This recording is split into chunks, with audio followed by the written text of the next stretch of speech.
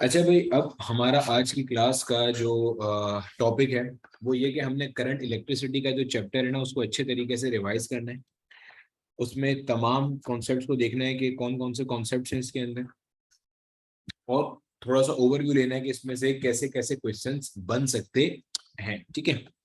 Current electricity देखो भाई, सबसे पहले हमारे पास जो है ना वो चार्ज हमारे पास दो तरह का है। ठीक है। या तो चार्ज आपके पास पॉजिटिव होगा या चार्ज आपके पास नेगेटिव होगा। अच्छा, एक तो होता है आपके पास किसी भी बॉडी के ऊपर नेचुरली चार्ज एग्जिस्ट करता है, जैसे इलेक्ट्रॉन है, पॉजिट्रॉन है, प्रोटॉन है, they are naturally occurring charges. इसी तरह से कोई आपकी जो बॉडी है जो स्टार्ट में न्यूट्रल है, मान लो एक कोई बॉडी है स्टार्ट में न्यूट्रल है, जैसे कोई एटम है वो न्यूट्रल होता है, या कोई मेटल का पीस है वो न्यूट्रल है। न्यूट्रल का मतलब सिर्फ ये होता है कि इसके पास जितने नंबर ऑफ प्रोटॉन्स हैं उतने ही नंबर ऑफ इलेक्ट्रॉन्स होंगे। तो ये जो बॉडी है जो न्यूट्रल है ये भी चार्ज बॉडी में कन्वर्ट हो सकती है। कैसे कन्वर्ट होगी? या तो ये इलेक्ट्रॉन लूज करेगी या ये इलेक्ट्रॉन गेन करेगी। अगर ये इलेक्ट्रॉन लूज करती है बॉडी, अल्टीमेटली इस पे चार्ज कैसा आ जाएगा? पॉजिटिव आ जाएगा, जो हमने इलेक्ट्रोस्टैटिक्स में भी बात की थी।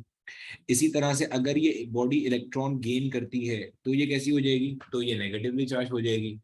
और जो भी कोई चार्ज होता है, जो अगर मिसाल के तौर पे हम किसी बॉडी की बात करते हैं कि यार एक कोई बॉडी है वो बॉडी चार्ज हुई बाय गेनिंग और लूजिंग द इलेक्ट्रॉन, जब हम इस तरह की बात करते हैं ना कि कोई भी बॉडी चार्ज हो रही है, तो हमें ये पता है वो बॉडी चार्ज कैसे होगी, वो या तो इलेक्ट्रॉन गेन करेगी या इलेक्ट्रॉन लूज करेगी। ठीक है। तो अगर कोई बॉडी इलेक्ट्रॉन गेन या लूज करती है तो हमें एक चीज समझ में आती है कि इलेक्ट्रॉन जो बॉडी गेन या लूज करेगी वो हमेशा इंटीजर फॉर्म में करेगी। मतलब या तो वो एक इलेक्ट्रॉन गेन करेगी, या दो इलेक्ट्रॉन गेन करेगी, या तीन इलेक्ट्रॉन करेगी, ऐसे ही है ना। मतलब इंटीजर फॉर्म में होगा। यानी कि किसी भी बॉडी के ऊपर जो टोटल चार्ज एग्जिस्ट कर सकता है, क्यू टोटल जो किसी बॉडी पे हो सकता है, that is n times of e. N से मुराद है नंबर ऑफ इलेक्ट्रॉन्स, ई से मुराद हमारे पास होता है इलेक्ट्रॉनिक चार्ज। इस फिनोमेना को हम कहते हैं क्वांटाइजेशन ऑफ चार्ज। क्या कहते हैं इसको हम? इसको हम कहते हैं quantization of charge. Quantization of charge से सिंपल इतनी मुराद होती है कि किसी भी बॉडी के ऊपर ना ऐसा नहीं हो सकता कि कोई भी चार्ज एग्जिस्ट करना शुरू हो जाए, जिस चार्ज का दिल करे वो मुंह उठा के बॉडी पे एग्जिस्ट कर रहा हो। It is not like that. होता क्या है कि हर बॉडी पे जो चार्ज होता है ना वो एक बेसिक पैकेट का मल्टीपल होता है। मतलब या तो ई के बराबर होगा चार्ज, ई का मतलब होता है 1.6 पावर माइनस 19 कूलम्स। ठीक है। मतलब जाहिर है इलेक्ट्रॉन का चार्ज होता है, नेगेटिव साइन लगाते हैं हम लोग इसके साथ। ये जो है ना हमारे पास होता है फंडामेंटल चार्ज, इसको हम बेसिक चार्ज कहते हैं। मतलब कम से कम इतना चार्ज किसी बॉडी पे एग्जिस्ट करना ही करना चाहिए, क्योंकि देखो अगर कोई बॉडी इलेक्ट्रॉन गेन या लूज करेगी तो वो कम से कम कितना हो सकता है? एक हो सकता है। तो ये कम से कम चार्ज है बॉडी पे हो सकता है। उसके बाद क्या हो सकता है?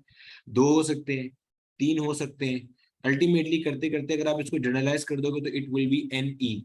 यानी कि टोटल चार्ज जो कि बॉडी पे एग्जिस्ट कर सकता है that will be equal to n times the electronic charge. अब इसका सवाल पूछ सकता है एग्जामिनर आपसे, मिसाल के तौर पे एक बॉडी ने 5 इलेक्ट्रॉन गेन करे या 5 इलेक्ट्रॉन लूज करे। हम जनरलाइज कर देते हैं कि मान लो 5 इलेक्ट्रॉन की ट्रांजैक्शन हुई। ट्रांजैक्शन में दोनों चीजें हो सकती हैं, हो सकता है लूज की हो सकता है गेन की हो। बताओ बॉडी ने कितना चार्ज डेवलप किया? बिल्कुल सिंपल सा क्वेश्चन है, इंतहाई बकरी सा क्वेश्चन है। आप इसको सिंप्लीफाई कर लोगे, Q will be equal to n multiply by E। E से मुराद है इलेक्ट्रॉनिक चार्ज, यानी कि 1.6 पावर माइनस 19 कूलम। करा आंसर आता है 8 multiply by 10 to the power minus 19 coulombs. ये बॉडी के ऊपर डेवलप होने वाला क्या है? चार्ज है। अब अगर आपके पास बॉडी ने लूज किया होगा, मतलब यही इलेक्ट्रॉन बॉडी ने लूज किए होंगे, तो अल्टीमेटली इसी के साथ आप प्लस लगा दोगे। बॉडी ने यही 5 इलेक्ट्रॉन अगर गेन किए होंगे, आप इसी चार्ज के साथ क्या लगा दोगे? Minus sign. बस इससे पता चल जाएगा कि बॉडी ने ये चार्ज गेन किया या लूज किया। इसी तरह से आपसे अगर कोई बंदा पूछता है भाई मिसाल के तौर पे, अब भाई आपको ये बात पता है ना कि एक इलेक्ट्रॉन का चार्ज है 1.6 पावर माइनस 19 कूलम्स। तो अगर आपसे कोई बोलता है यार मुझे ये बताओ एक कूलम चार्ज निकालने के लिए कितने इलेक्ट्रॉन्स दरकार हैं, how many electrons are required to make up for one coulomb charge. एक कूलम चार्ज बनाने के लिए आपको कितने इलेक्ट्रॉन चाहिए? एक इलेक्ट्रॉन का चार्ज पता चल गया हमें 1.6 पावर माइनस 19 है। दो का कितना होगा? 1.6 पावर माइनस 19 मल्टीप्लाई बाय 2। 3 का कितना होगा, इसी को 3 से मल्टीप्लाई कर देंगे। अब आपसे ये कह रहा क्या है, बोला भाई बताओ 1 कूलम चार्ज में कितने इलेक्ट्रॉन आ सकते हैं, या कितने इलेक्ट्रॉन मुझे चाहिए 1 कूलम चार्ज बनाने के लिए। आपने बोला यार मसला ही कोई नहीं है, आपने बोला Q इक्वल्स एन ई होता है, आपने Q की जगह पे 1 लिखा, N आपको चाहिए, इस 1.6 पावर माइनस 19 को आपने लिखा एज इट इज। अब इसको सिंप्लीफाई कर लेंगे, 1 डिवाइडेड बाय 1.6 पावर माइनस 19 को मैं लिख सकता हूँ 16 इंटू 10 की पावर माइनस 20। 1.6 को मैंने डेसिमल को राइट साइड पे ले गया तो 16 इंटू 10 की पावर माइनस 1 हो गया, 10 की पावर माइनस 1 और माइनस 19 कितना हो गया, माइनस का 20, इतने चाहिए होंगे।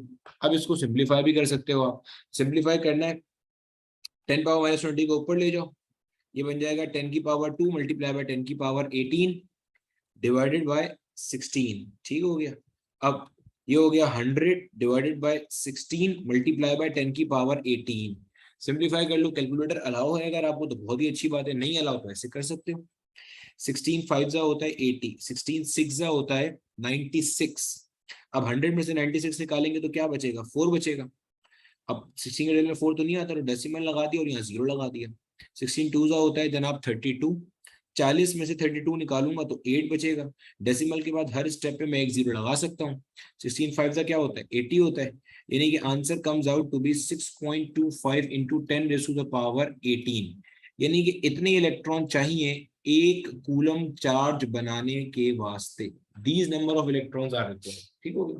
तो ये पहला फिनोमेना हमारे पास के चार्ज किसी भी बॉडी के ऊपर क्वांटाइज होता है। बेसिक चार्ज जो किसी बॉडी पे एग्जिस्ट कर सकता है वो इलेक्ट्रॉन का चार्ज है 1.6 पावर माइनस 13 कूलम। अब एक ना जहन में कभी कभार ये कॉन्सेप्ट आता भी है कि सर हमने तो कभी बचपन में पढ़ा था कि हमारे पास जो है ना जो प्रोटॉन्स हैं, प्रोटॉन्स जो है ना वो बेसिकली हमारे पास क्वार्क से मिलके बनते हैं, ये मजीद छोटे सब एटॉमिक पार्टिकल्स होते हैं। हमने पढ़ा था कि भाई इसके अंदर ना 2 अप क्वार्क होते हैं और एक हमारे पास इसमें डाउन क्वार्क होता है, हमने ऐसा कुछ पढ़ा था।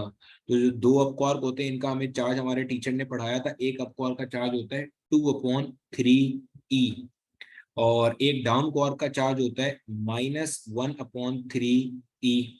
ठीक है सर, अब ये तो हमने पढ़ा था कि क्वार्क के ऊपर चार्ज 2/3 E भी एग्जिस्ट कर सकता है। तो जहां आपने ये चीज पढ़ी होगी वहां आपने ये भी चीज लाजमी पढ़ी होगी कि क्वार्क जो होता है ना वो एक अनस्टेबल सब एटॉमिक पार्टिकल है।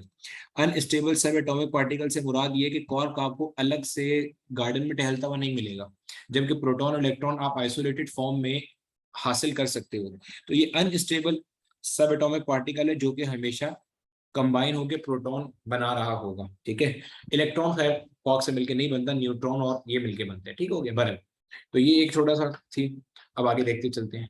हमारे पास जो ओवरऑल कहानी है ना वो स्टेब्लिश होती है 3 चीजों के अंदर। एक होता है हमारे पास जनाब कंडक्टर्स, एक होते हैं हमारे पास इंसुलेटर्स, एक होता है, और ये हमारा क्विक रिवीजन है तो मैं बहुत तफसील में नहीं जाऊंगा लेकिन टॉपिक सारे डिस्कस होंगे। ठीक है, इंसुलेटर, और एक हमारे पास होते हैं सेमीकंडक्टर्स। ठीक है, ये सारे के सारे। अब क्या फर्क है भाई, कंडक्टर्स बहुत अच्छी इलेक्ट्रिसिटी कंडक्ट करते हैं, उसका रीजन ये होता है कि इसके पास फ्री इलेक्ट्रॉन्स होते हैं। फ्री इलेक्ट्रॉन्स क्या होते हैं, वो इलेक्ट्रॉन जो एटम के वैलेंस सेल में मौजूद होते हैं, यानी कि ये बेसिकली वैलेंस इलेक्ट्रॉन्स होते हैं जो सराउंडिंग से थर्मल एनर्जी एक्वायर करते हैं और अपनी इंटरनल एनर्जी बढ़ा के वैलेंस शेल में से बाहर आ जाते हैं और विद इन द स्ट्रक्चर घूमना शुरू करते हैं। इंसुलेटर के पास फ्री इलेक्ट्रॉन नहीं होते तो हम कहते हैं इसके जितने भी इलेक्ट्रॉन्स हैं वो रिजिडली बाउंड हुए होते हैं, दिस इज द रीजन कि ये इलेक्ट्रिसिटी कंडक्ट नहीं करता। सेमीकंडक्टर्स को ऐसे डिफाइन करते हैं कि जनाब सेमीकंडक्टर्स की जो कंडक्टिविटी होती है, कंडक्टिविटी से मुराद है, अब जाहिर है हम इलेक्ट्रिसिटी पढ़ रहे हैं तो इलेक्ट्रिकल कंडक्टिविटी की बात हो रही है। इनकी जो कंडक्टिविटी होती है ये इंसुलेटर्स के मुकाबले में ज्यादा होती है और कंडक्टर से कम होती है, यानी कि इसलिए इनको हम पार्शियल कंडक्टर्स कहते हैं कि they are somewhat partial conductors. Partial conductor से मुराद ये है कि ये कुछ ऐसे कंडक्टर हैं जिनकी कंडक्टिविटी आपके पास उससे बेहतर है, इंसुलेटर से बेहतर है, जबकि जो आपका वो है कंडक्टर है इसके मुकाबले में इसकी कंडक्टिविटी कम है। जितने भी आपके पास मेटल्स होते हैं they are usually very good conductors. उसका रीजन ये होता है कि ये इलेक्ट्रो पॉजिटिव होते हैं। देखो इसको इस तरह समझ लो कि आप बेसिकली इलेक्ट्रिसिटी के लिए क्या चाहिए? फ्री इलेक्ट्रॉन चाहिए। फ्री इलेक्ट्रॉन का मतलब होता है डी लोकलाइज इलेक्ट्रॉन्स, बस ऐसे इलेक्ट्रॉन जो कि आराम से फ्री टू मूव हो, डी लोकलाइज इलेक्ट्रॉन ये चाहिए होते हैं आपको, फ्री टू मूव इलेक्ट्रॉन आपको चाहिए होते हैं। इलेक्ट्रोपॉजिटिव एलिमेंट्स वो होते हैं जो कि अपने इलेक्ट्रॉन को रेडिली गिव आउट करने के लिए तैयार होते हैं, ठीक है। इंसुलेटर जो होते हैं ये नॉर्मली आपके नॉन मेटल्स होते हैं, क्योंकि ये ज्यादातर इलेक्ट्रोनेगेटिव होते हैं, क्योंकि ये इतनी आसानी से अपने इलेक्ट्रॉन्स लूज नहीं करना चाहते, ठीक है। अच्छा, ये जो आपके पास सेमीकंडक्टर्स होते हैं ये बेसिकली होते हैं मेटालॉइड्स। मेटालॉइड्स का मतलब ये होता है कि they have the property of conductors as well as insulators. इसमें हमारे पास कार्बन है, सिलिकॉन है, जर्मेनियम है, ये हमारे नोटेबल सेमीकंडक्टर। मेटालॉइड्स हमारे आते हैं ग्रुप नंबर 4A से, group number 4A, carbon family भी कह सकते हैं इसको हम, ठीक है। ये कार्बन फैमिली जो है ना ये बेसिकली हमारे पास सेमीकंडक्टर्स या पार्शियल कंडक्टर्स या आप कह सकते हो मेटालॉइड्स देने की जिम्मेदार फैमिली होती है, ठीक है। ये हमारे पास है सारी की सारी चीजें। अच्छा, अब हमें एक बेसिक चीज ये पता है देखो, अगर मिसाल के तौर पे मेरे पास यहाँ पे कोई एक अदद कंडक्टर है, अब जब भी हम कोई कंडक्टर कंसीडर करेंगे ना वो इस तरह का होगा in the form of a wire, ऐसा कोई भी कंडक्टर हमारे पास हो सकता है, ठीक है। इस कंडक्टर के अंदर अभी हमने बात करी कि हमारे पास कंडक्टर में बहुत सारा फ्री चार्ज होता है, और वो जो कंडक्टर में फ्री चार्ज होता है उसके पास इंटरनल एनर्जी होती है जो सराउंडिंग से एक्वायर की होती है। ये जो आपका कंडक्टर में फ्री चार्ज होता है ये बेसिकली इस तरह से रैंडमली क्या कर रहा होता है? मूवमेंट कर रहा होता है, ठीक है। कोई कहीं जा रहा है, कोई कहीं जा रहा है। तो इस रैंडमली मूविंग इलेक्ट्रॉन्स की, रैंडमली मूविंग फ्री इलेक्ट्रॉन्स की कोई ना कोई रफ्तार होती होगी।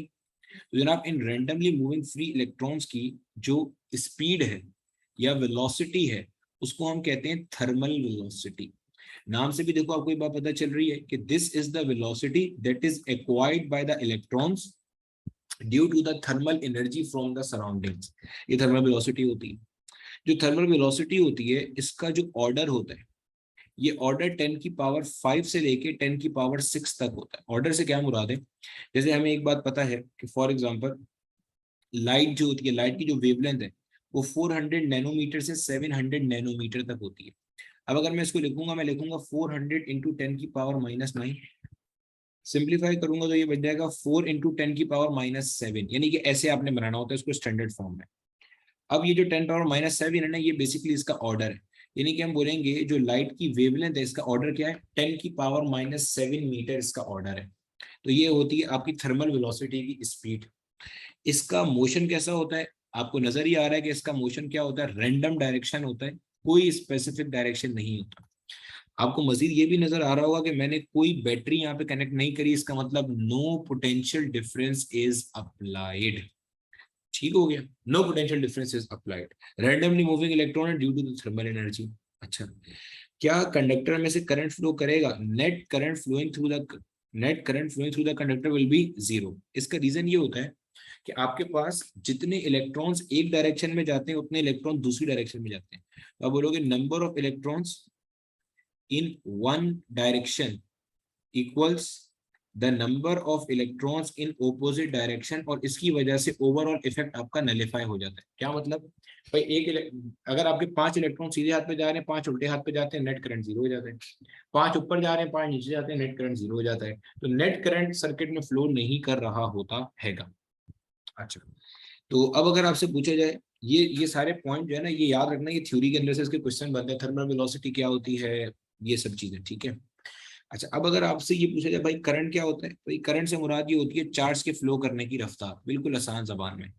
आई equals Q divided by T, यानी कि rate of flow of charge is basically defined as current. यानी कि मिसाल के तौर पे चार्ज कितनी तेजी से किसी क्रॉस सेक्शनल एरिया को कवर करता है या क्रॉस करता है उसे हम कहते हैं करंट। देखो, ये मान लो मेरे पास वही तार है, ठीक है, और यहाँ पे मेरे पास ये मैंने एक अदद क्रॉस सेक्शन डिजाइन कर दिया। अब क्या हो रहा है, मेरे पास ये इलेक्ट्रॉन है, ये इलेक्ट्रॉन ऐसे मूव करते हुए जा रहे हैं, मिसाल के तौर पर ये इलेक्ट्रॉन ऐसे मूव कर रहे हैं, ठीक है। अब ये जो डॉटेड लाइन है ये सपोज कर लो मेरा कोई गेट है जहां पे मैं खड़े होकर इसको स्टॉप वॉच में नोट कर रहा हूं। तो यूनिट टाइम में, यूनिट टाइम का मतलब होता है यूनिट सेकेंड में या यूनिट टाइम में कितना चार्ज फ्लो करता है, यूनिट टाइम में कितना चार्ज फ्लो करता है इस क्रॉस सेक्शनल एरिया से। यूनिट टाइम में कितना चार्ज फ्लो करता है इस क्रॉस सेक्शनल एरिया से, इसे हम कहते हैं जनाबे वाला current, rate of flow of charge. Current की हमारे पास यूनिट क्या बन जाएगी, एम्पियर बन जाएगी। और एम्पियर याद रखिएगा, ampere is one of the 7 base units. आपके पास ये क्या होती है, one of the 7 base units है, मतलब 7 होती है ना, ल्यूमिनस इंटेंसिटी है, अमाउंट ऑफ सब्सटेंस है, करंट है, टेम्परेचर है, मास है, लेंथ है, टाइम है, उनमें से एक आपकी ये करंट थी। ठीक है, एक और जो बहुत अहम एमसीक्यू यहाँ से बन जाता है कभी कभार, करंट हमारे पास स्केलर क्वांटिटी है, हालांकि करंट के पास डायरेक्शन होता है, पॉजिटिव से नेगेटिव या नेगेटिव से पॉजिटिव।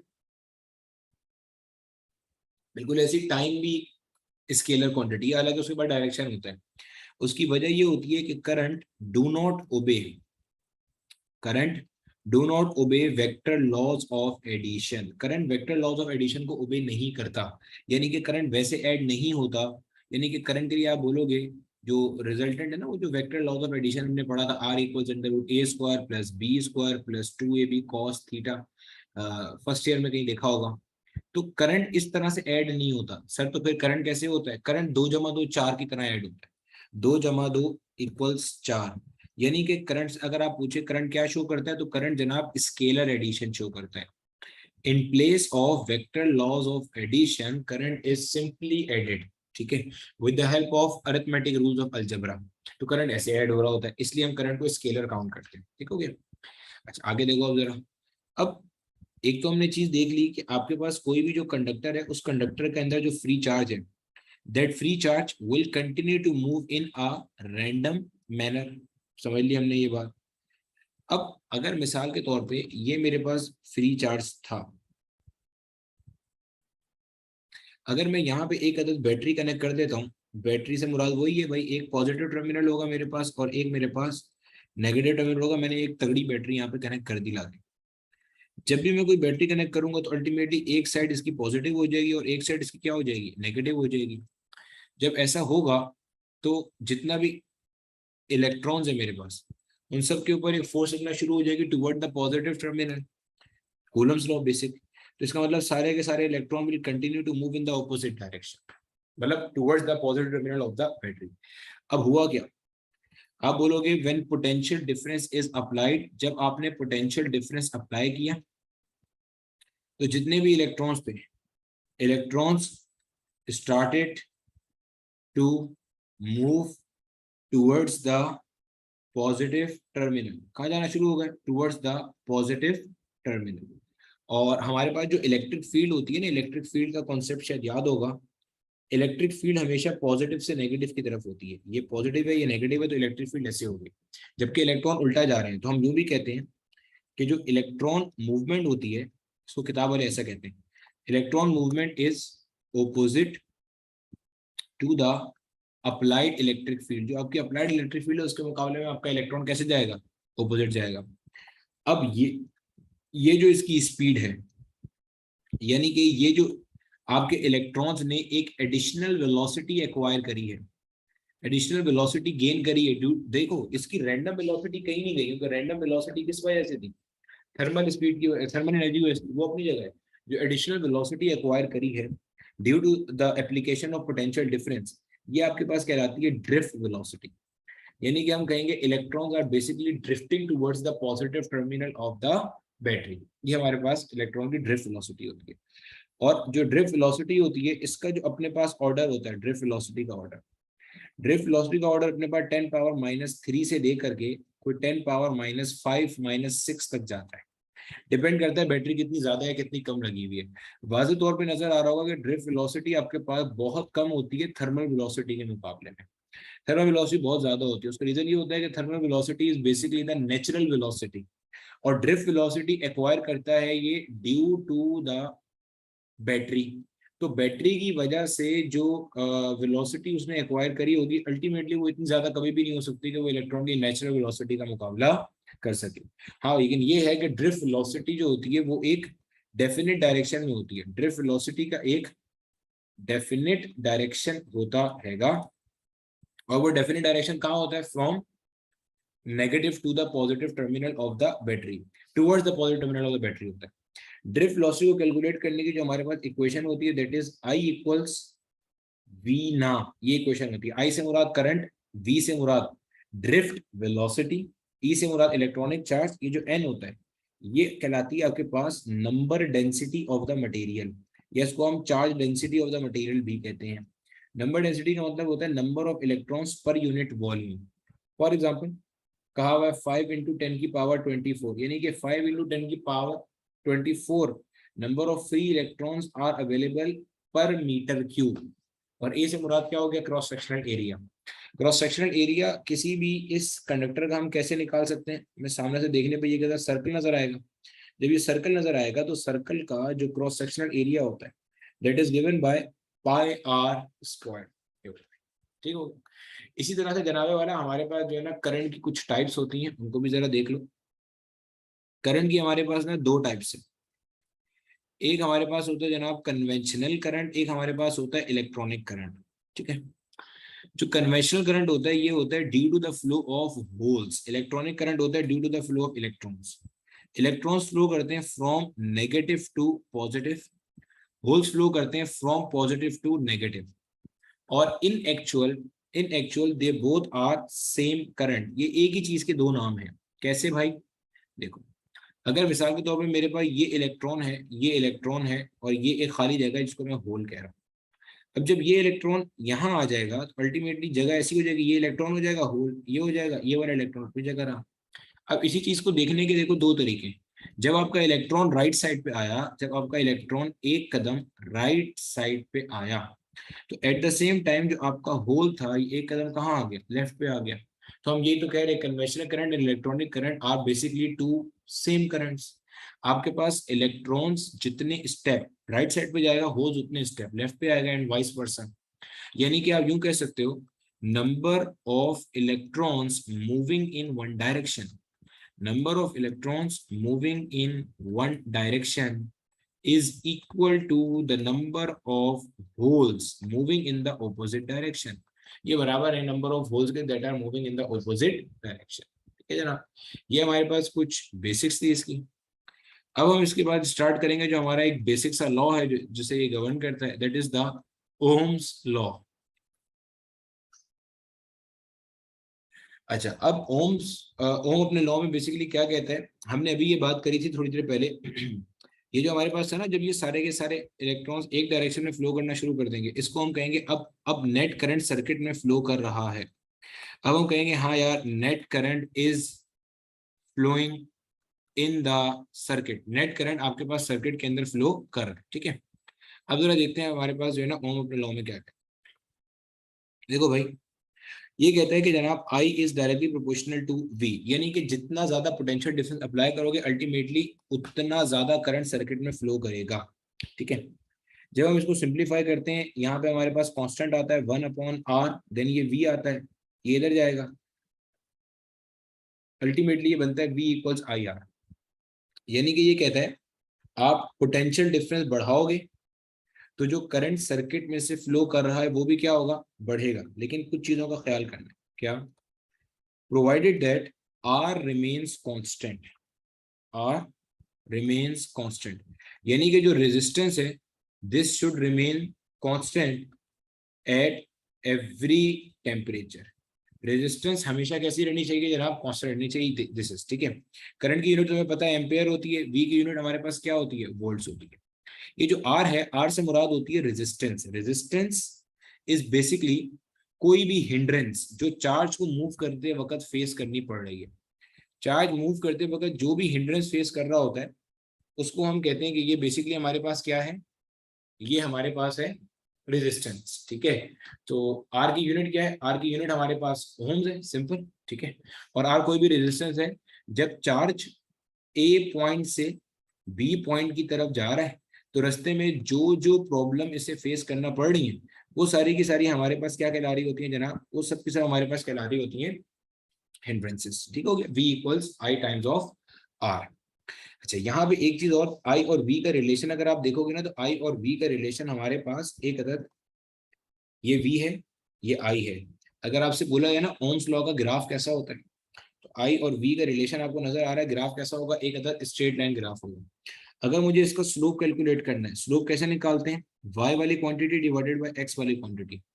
तो I अपॉन v अगर आप कैलकुलेट करोगे, यहीं से देख लो, ये v यहाँ मल्टीप्लाई और दूसरी जगह क्या हो जाएगा, डिवाइड हो जाएगा, यानी कि I upon v will be equal to 1 divided by r। और ये 1 अपॉन r जो होती है बेसिकली कंडक्टेंस होती है। कंडक्टेंस क्या होती है जनाब, रेसिप्रोकल ऑफ रेजिस्टेंस।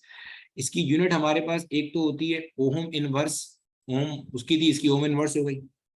एक हमारे पास होती है इसकी मोह, एक हमारे पास होती है इसकी सीमेंस, या इसको हम साइमेंस भी कह सकते हैं।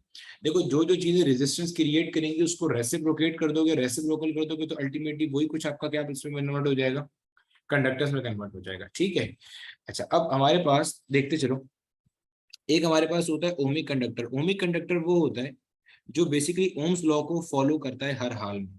यानी कि आप ये कह सकते हो कि इसकी जो रेजिस्टेंस है ना वो कैसी होती है, रेजिस्टेंस बहुत कांस्टेंट होती है, मतलब चेंज नहीं होती, बहुत नेग्लिजिबल चेंज आता है। इसके अल्फा की वैल्यू बहुत बहुत छोटी होती है। अभी अल्फा समझते हैं क्या होता है। जो आपका नॉन ओमिक कंडक्टर होता है ना, नॉन ओमिक कंडक्टर आपके पास बेसिकली वो कंडक्टर होता है जिसका रेजिस्टेंस जो है ना वो वेरिएबल होता है। यानी कि टेम्परेचर के बढ़ाने से इसका जो रेजिस्टेंस है वो बढ़ता भी है और रेजिस्टेंस जो है वो कम भी होता है। अच्छा अब देखते चलो, हमारे पास एक होता है मेटल, एक हमारे पास होता है मेटलॉइड्स। ठीक है, मेटलॉइड्स को हम लोग सेमीकंडक्टर्स भी कह सकते हैं। ठीक है, जो हमारा मेटल होता है ना, मेटल के लिए आर और टी का रिलेशन डायरेक्ट होता है, मेटलॉइड्स के लिए आर और टी का रिलेशन होता है इनवर्स। मतलब समझना, अगर आप देखो आपके पास ना टेम्परेचर के बढ़ाने से रेजिस्टेंस मेटल्स में कैसे बढ़ती है। ये सपोज करो मेरे पास एक कंडक्टर है। अब होता क्या है, इस कंडक्टर के अंदर जब एक चार्ज आपका प्लेट ए से प्लेट बी की तरफ आता है, यानी कि एक प्लेट से किसी दूसरी प्लेट की तरफ आता है, तो रास्ते में क्या होता है, इस एक इलेक्ट्रॉन के अलावा जाहिर है और भी तो इलेक्ट्रॉन्स होंगे जो कि रैंडमली मूव कर रहे होंगे। ऐसे ही ना, अभी पढ़ा था हमने, कोई ऐसे जा रहा होगा, कोई यहाँ जा रहा होगा, कोई यहाँ जा रहा होगा, कोई यूं जा रहा होगा, ऐसे ही। अल्टीमेटली ये जो आपका इलेक्ट्रॉन है, ये इलेक्ट्रॉन इन सबसे टकराएगा। जब ये कोलिजन्स करेगा, तो कोलिजन्स करने की वजह से हमारे पास क्या होगा, एनर्जी लूज हो रही होगी। जब ये एनर्जी लूज हो रही होगी तो इसकी वजह से हम ये कहते हैं कि ये रेजिस्टेंस फेस कर रहा है। अब जब आप टेम्परेचर इंक्रीज करोगे तो जो इलेक्ट्रॉन्स है इनका जो रैंडम मोशन है वो मजीद बढ़ जाएगा, स्पीड बढ़ जाएगी। तो जो ग्रीन इलेक्ट्रॉन है जो पहले ए प्लेट से बी प्लेट तक जा रहा था और पहले वो कम टकराता था, अब जो उसके नंबर ऑफ टकराव है, या आप कह सकते हैं जो नंबर ऑफ कोलिजन्स हैं, वो भी बेसिकली क्या होंगे, बढ़ जाएंगे। तो हम कहेंगे ऑटोमेटिकली रेजिस्टेंस भी क्या हो गई, बढ़ गई। ये सब केस होता है मेटल्स के अंदर। मेटालॉइड्स में उल्टा होता है, उसके अंदर बॉन्ड ब्रेक होना शुरू हो जाते हैं। ठीक है, बॉन्ड बने हुए होते हैं सिलिकॉन और बाकी सबके, जर्मेनियम और बाकी सबके। जब आप टेम्परेचर बढ़ाते हो बॉन्ड एनर्जी मीट होती है, अल्टीमेटली बॉन्ड क्या होता है आपका, ब्रेक हो जाता है। ठीक है, तो ये होता है। अब इसके अंदर आपके पास जो है ना वो अल्फा होता है पॉजिटिव, और इसमें होता है अल्फा आपका नेगेटिव। अल्फा क्या होता है, अल्फा आपके पास होता है जनाब temperature coefficient of resistance. Alpha ये बताता है कि किसी भी मटेरियल का टेम्परेचर अगर आपने 1 डिग्री सेल्सियस बढ़ाया, किसी भी मटेरियल का टेम्परेचर अगर आपने 1 डिग्री सेल्सियस बढ़ाया, तो उसकी रेजिस्टेंस में कितना चेंज आएगा, वो अल्फा है। अल्फा के पॉजिटिव होने का मतलब ये कि टेम्परेचर बढ़ाया तो रेजिस्टेंस भी प्लस में जा रही है, बढ़ रही है। अल्फा के नेगेटिव होने का मतलब ये कि टेम्परेचर 1 डिग्री सेल्सियस बढ़ा तो रेजिस्टेंस नेगेटिव में जा रही है। अब ओमिक कंडक्टर्स को ओमिक इसलिए कहते हैं कि उनकी रेजिस्टेंस कांस्टेंट रहती है।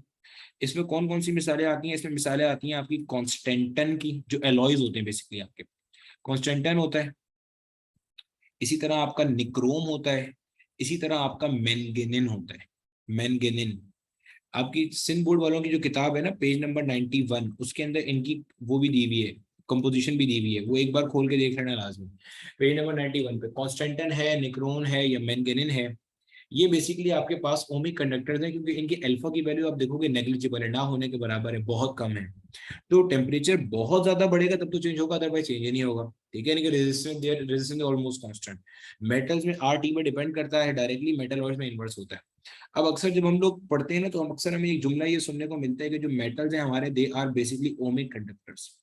मेटल्स हमारे पास क्या है, मेटल्स ओमिक कंडक्टर है। अब बंदा सोचे कि जब मेटल्स की रेजिस्टेंस टेम्परेचर पे डिपेंड कर रही है, तो how come it is possible कि मेटल्स आर ओमिक कंडक्टर्स। तो याद रखिएगा, metals are ohmic conductors if temperature is constant. अगर आप मेटल का टेम्परेचर बढ़ने ना दो, अगर आप मेटल का टेम्परेचर बढ़ने ना दो, तो आप बोलोगे आपके भाई ये क्या है, कांस्टेंट है, ठीक है। अगर आप मेटल का टेम्परेचर बढ़ने ना दो तो आप कहोगे ये क्या है, कांस्टेंट है, ठीक है। तब आप कहोगे हाँ यार मेटल बिहेव कर रहे हैं as what, as an ohmic conductor, ठीक है। The metals are behaving like ohmic conductors when their temperature is constant, when their temperature is not changing, ठीक है। अब हमारे पास जो रेजिस्टेंस है वो लेंथ पे डिपेंड करता है, कैसे, R is directly proportional to length. देखो भाई लेंथ जितनी ज्यादा होगी अल्टीमेटली आपका रेजिस्टेंस ज्यादा होगी, कोलिजन ज्यादा होंगे। इसी तरह आर का रिलेशन एरिया के साथ होता है इनवर्स। तो अल्टीमेटली आपके पास जितना एरिया ज्यादा होगा, एरिया खुद किस पर डिपेंड करता है, एरिया खुद डिपेंड करता है रेडियस के ऊपर, या अगर मैं रेडियस को चाहूँ तो रेडियस को मैं डी अपॉन टू भी तो लिख सकता हूँ, डायमीटर डिवाइडेड बाय 2 तो जाएगा पाई डी स्क्वायर अपॉन 4। एरिया आपका डिपेंड करता है रेडियस पे, या कह लो कि एरिया आपका डिपेंड करता है डायमीटर के ऊपर, ठीक है। तो अल्टीमेटली होता क्या है, डायमीटर बढ़ेगा तो एरिया बढ़ेगा, रेडियस बढ़ेगा तो एरिया बढ़ेगा, और एरिया बढ़ेगा तो चार्जेस ज्यादा आराम से फ्लो कर सकते हैं, गोया के रेजिस्टेंस कम हो गई है। इसी तरह से आपका जो रेजिस्टेंस है वो टेम्परेचर पे भी डिपेंड करता है, वो मैंने अभी ऊपर पढ़ा दिया कि टेम्परेचर के अंदर अगर सेमीकंडक्टर है उनका रिलेशन इनवर्स है, मेटल का कंडक्शन क्या है, उनका रिलेशन क्या है, डायरेक्ट है। तो इसकी हमारे पास जो इक्वेशन है that is simply R T equals R naught into 1 plus alpha delta T.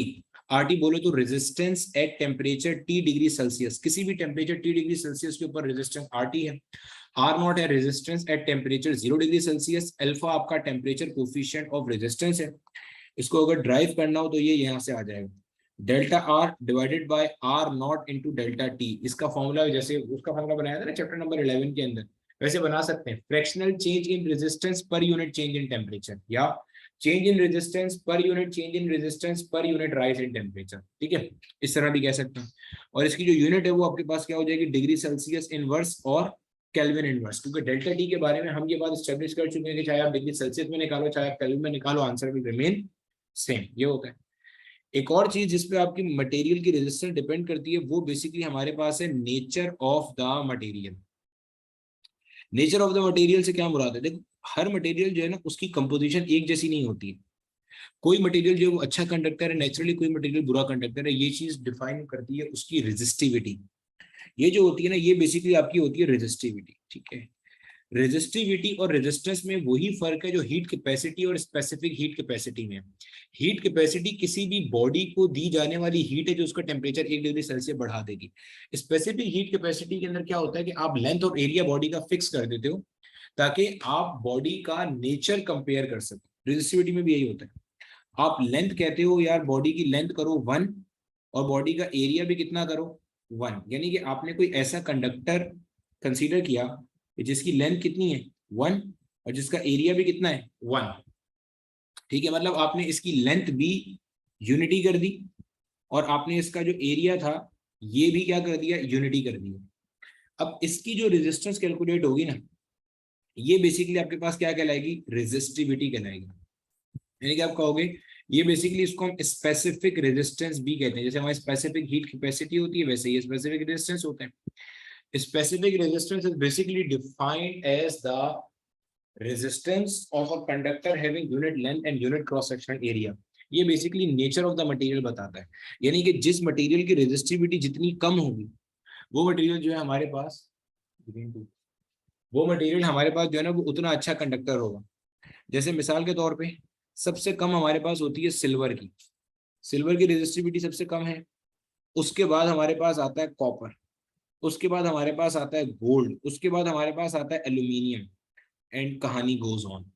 मतलब सिल्वर की सबसे कम है, इसलिए हम कहते हैं silver is the best possible conductor जो अवेलेबल है। पेज नंबर 91 सेंट टेक्स्ट बोर्ड के ऊपर ये मौजूद है, टेबल बना हुआ है, ठीक है, आप देख सकते हो। अगर रेजिस्टिविटी की मुझे वो निकालनी हो R multiply by A divided by L, तो ओम मीटर, ठीक है, ohm metre is the unit of resistivity.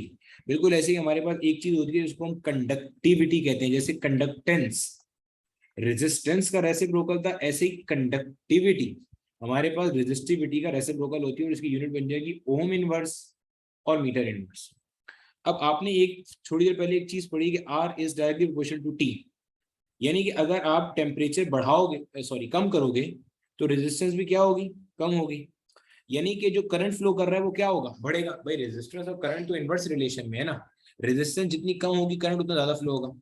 अगर मैं कम करते करते करते करते, गौर से सुनो, अगर मैं कम करते करते टेम्परेचर को एब्सोल्यूट जीरो पे ले आऊं, एब्सोल्यूट जीरो पे ले आऊं, इसका मतलब ये है कि रेजिस्टेंस भी कम होते होते तकरीबन जीरो हो जाएगी। इसका मतलब करंट भी बढ़ते बढ़ते क्या हो जाएगा, इंफिनिटी हो जाएगा। इसको हम कहते हैं फिनोमिना ऑफ सुपर कंडक्टर्स। क्या कहते हैं इसको हम, फिनोमिना ऑफ सुपर कंडक्टर्स। अब अक्सर एक एमसीक्यू ये पूछा जाता है, at extremely low temperatures, at extremely low temperature, बहुत कोई लो टेम्परेचर के ऊपर आपके जो मेटल्स होते हैं they behave like super conductors, वो सुपर कंडक्टर्स की तरह बिहेव करते हैं। यानी कि they can flow infinite amount of current from them. एक बार आपने करंट सेट कर लिया तो उसमें करंट खत्म नहीं होगा, वो करंट क्या होगा आपके पास चलता रहेगा।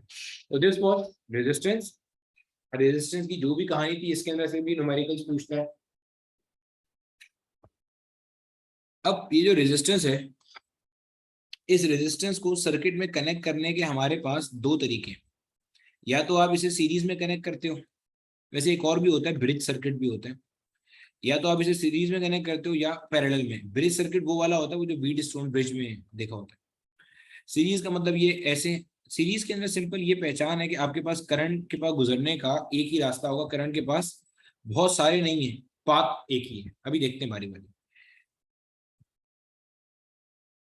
जो ये है आपके पास पैरेलल के अंदर आप इसको ऐसे बना सकते हो,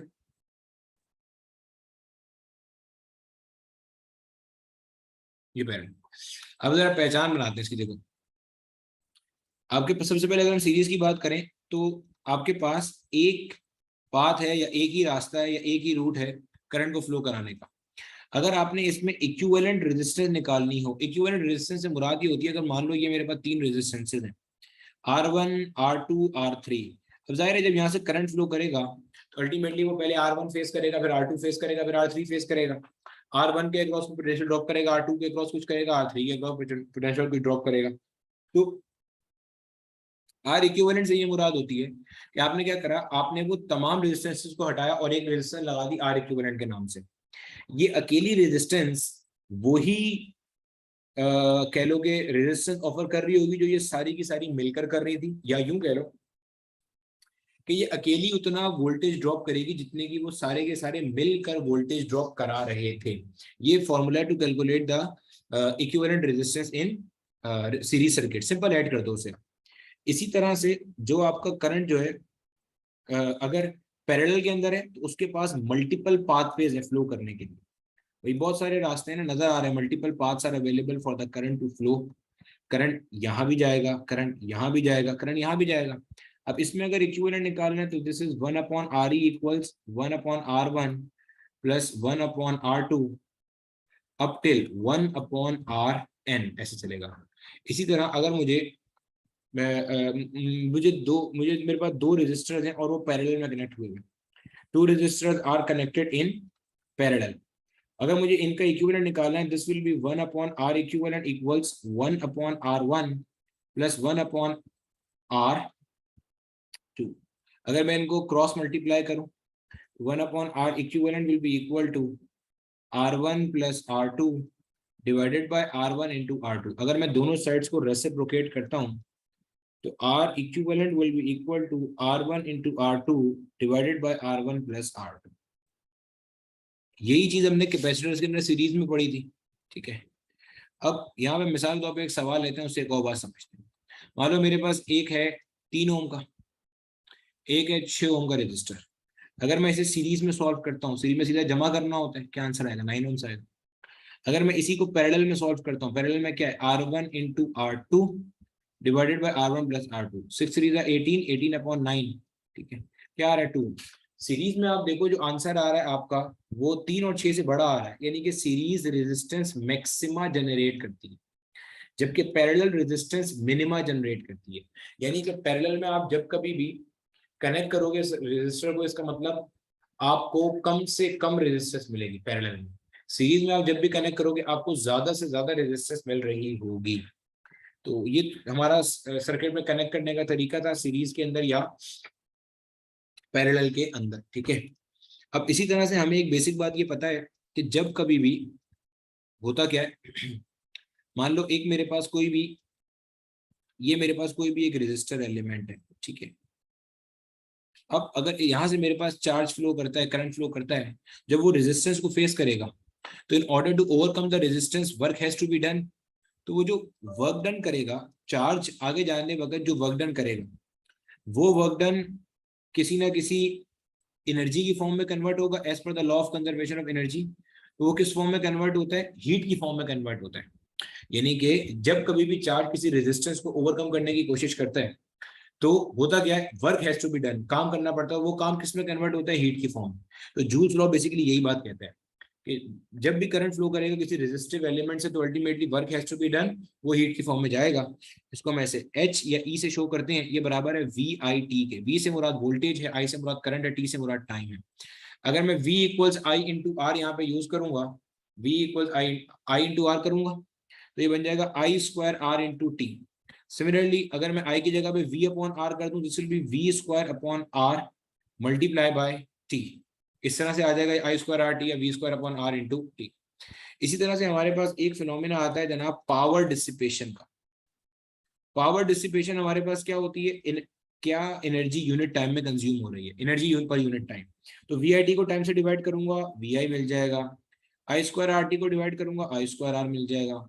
we square upon R into T को डिवाइड करूंगा तो वी स्क्वायर अपॉन आर मिल जाएगा। अब ये सारे के सारे फॉर्मूले कब कौन सा यूज करना है? देखो, ये जो हमारा पावर का फॉर्मूला है आई स्क्वायर आर, ये पावर का फॉर्मूला है ना आई स्क्वायर आर, ये हम लोग हमेशा यूज करेंगे सीरीज सर्किट में, क्योंकि सीरीज सर्किट में करंट आपके पास कैसा होता है? सेम होता है। तो पावर और रेजिस्टेंस का रिलेशन होता है डायरेक्ट, याद रखिएगा ये चीज। P equal V square upon R वाला फॉर्मूला आप हमेशा यूज करोगे पैरेलल के अंदर, और पैरेलल के अंदर पावर और रेजिस्टेंस का रिलेशन होता है इनवर्स। ये दो पॉइंट अलग से बताए मैंने, इसको लिख लेना कहीं पर। पावर और रेजिस्टेंस का रिलेशन डायरेक्ट होता है सीरीज में, इनवर्स होता है किसमें? पैरेलल के। ये था हमारे पास जनाबे वाला इसका बेसिक तरीका। अब इसी तरीके से अगर हम देखें, यहाँ पे हमारे पास एक यूनिट होता है किलोवाट आर। एक किलोवाट आर में हमारे पास होता है 3.6 की पावर 6 जूल्स, 1 किलोवाट आर। ये जो किलोवाट आर होता है, ये बेसिकली हमारे पास commercial unit of electrical energy है। Kilowatt hour is basically the commercial unit of electrical energy. भाई आपके पास जो घरों में बिल आता है ना, वो बिल जो हमने मेजर करना होता है, वो मतलब मिसाल के तौर पे घर में बिल आया ना, यार आपने इस महीने 300 यूनिट्स कंज्यूम करें। 300 यूनिट्स के कंज्यूम करने से मुराद ये है कि आपने 300 किलोवाट आर की बिजली खर्च करी। 1 किलोवाट आर की बिजली तब खर्च होती है अगर आप 1 किलोवाट वाली कोई डिवाइस, 1 किलोवाट वाली कोई डिवाइस आप यूज करो 1 आवर के लिए। 1 किलोवाट वाली कोई डिवाइस आप 1 आवर के लिए यूज करोगे, तो आपके पास 1 किलोवाट आर एनर्जी कंज्यूम हो जाएगी, यानी कि आपका एक यूनिट जल जाएगा। ठीक है, इसके जो जब भी सवाल आए ना करने के लिए किलोवाट आर मालूम करने के लिए, तो फॉर्मूला याद रखना, E equals power multiply by time. यहीं से आएगी, टी यहाँ डिवाइड होगा तो वहां जाके मल्टीप्लाई हो जाएगा। तो E equal power multiply by time. बस पावर को आपने किस में रखना है? पावर को आपने रखना है, पावर को आपने रखना है किलोवाट में। टाइम को आपने किसमें रखना है? टाइम को आपने रखना है जनाब आवर्स के अंदर। ठीक है, पावर को आपने उसमें रखना है और उसको आपने रखना है उसके अंदर। ठीक है, इस तरह से करेंगे तो अल्टीमेटली हमारा मसला ये हल हो जाएगा। ये किलोवाट आवर, ठीक हो गया। अच्छा, अब इसी तरह से हमारे पास जो है ना एक और फिनोमेना होता है charging and discharging of a battery का। इसको भी देख लो जरा। Charging and discharging of a battery के अंदर बेसिकली हमारे पास क्या होता है? देखो, जब बैटरी कोई लोड सप्लाई कर रही होती है, जब बैटरी डिस्चार्ज हो रही है, जब बैटरी क्या हो रही है? डिस्चार्ज हो रही है, यानी कि बैटरी लोड सप्लाई कर रही है, यानी कि बैटरी इज बीइंग डिस्चार्ज। जब बैटरी डिस्चार्ज हो रही होती है तो अल्टीमेटली होता क्या है? अगर मैं इसको बना करके दिखा दूंगा, बैटरी आपकी कुछ इस तरह से बनती है। सही, ये आपके पास कोई बैटरी आ गई, सपोज कर लेते हैं दिस इज द बैटरी। ये पॉजिटिव टर्मिनल, एक नेगेटिव टर्मिनल है। यहाँ यहाँ हमारे पास मिसाल के तौर पे एक कोई लोड कनेक्ट हुआ हुआ है। ठीक हो गया, ये लोड कनेक्ट हुआ हुआ है। अब अल्टीमेटली होगा क्या कि आपके पास चार्जेस निकलेंगे और चार्जेस ऐसे फ्लो करते हुए इधर आ रहे होंगे। और जाहिर सी बात है इन चार्जेस को बैटरी के अंदर से मूव करना शुरू करेगा पड़ेगा from one terminal to the other terminal. ठीक है, वैसे आपकी जो बैटरी होती है ना वो पॉजिटिव से नेगेटिव सप्लाई करती है, तो इसका मतलब ये पॉजिटिव होगा और ये क्या होगा, नेगेटिव होगा। ठीक है, अब देखो बैटरी के अंदर आपके पास ना इलेक्ट्रोलाइट मौजूद होता है। इलेक्ट्रोलाइट वही होता है जिसको आप बैटरी वाला पानी कहते हो। इस इलेक्ट्रोलाइट की अपनी रेजिस्टेंस होती है जिसको हम कहते हैं इंटरनल रेजिस्टेंस।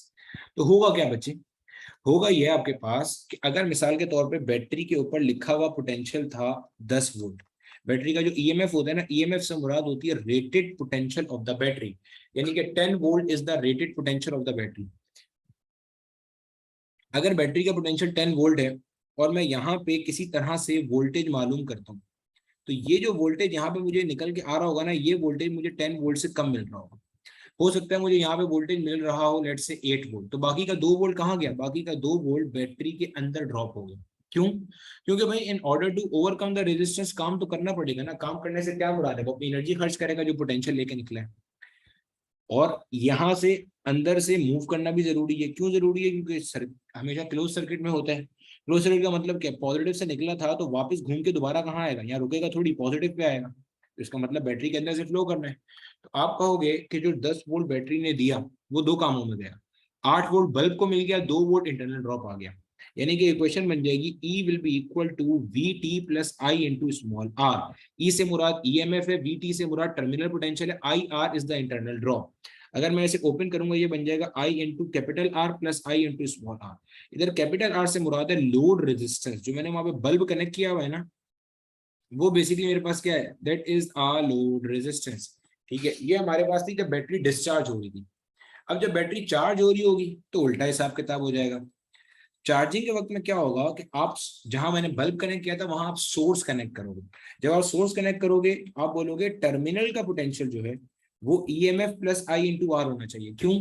देखो आपकी जो बैटरी है वो 10 वोल्ट की से चार्ज होना है। अब अगर आप टर्मिनल के ऊपर सोर्स भी 10 वोल्ट की कनेक्ट करोगे तो 2 वोल्ट तो इंटरनल ड्रॉप चला गया। भाई ये वो बैटरी है जिसे आपने चार्ज करना है, जिसे चार्ज करना है 10 वोल्ट की बैटरी। अब अगर आप चार्ज करने के लिए बैटरी भी 10 वोल्ट की लगाते हो और इसे चार्ज होना है वो भी 10 वोल्ट की है, तो कभी भी पूरा चार्ज नहीं होगी, तो 2 वोल्ट इंटरनल ड्रॉप चला जाएगा। हाँ, अगर आप 12 वोल्ट की बैटरी लगाते हो, ये बैटरी चार्ज कर रही है, यानी कि दिस इज द सोर्स जो कि चार्ज कर, अल्टीमेटली 12 वोल्ट टूटेगा दो हिस्सों में, 2 वोल्ट और 10 वोल्ट। 10 वोल्ट जो आपकी पुरानी बैटरी है चार्ज हो रही है और 2 वोल्ट उसका क्या है, इंटरनल ड्रॉप। यानी कि आप कहोगे कि अगर बैटरी चार्ज हो रही है तो इस वक्त आपके पास टर्मिनल पोटेंशियल ज्यादा होगा और ईएमएफ कम होगा, यानी कि terminal potential will be equal to EMF plus I into R. यानी कि चार्जिंग ऑफ अ बैटरी के केस में टर्मिनल पोटेंशियल ज्यादा होगा और ईएमएफ क्या होगा, कम होगा। जबकि डिस्चार्जिंग ऑफ अ बैटरी के केस के अंदर आपके पास टर्मिनल पोटेंशियल कम होगा, जो बैटरी प्रोवाइड कर रही है वो कम होगा और जो बैटरी का अपना एक्चुअल पोटेंशियल है वो कैसा होगा, ज्यादा होगा। ये हमारे पास जनाब करंट इलेक्ट्रिसिटी के मोटे मोटे कॉन्सेप्ट्स थे। उम्मीद है यहाँ तक सारी कहानी अच्छे से क्लियर हो गई होगी। बता दो हाँ या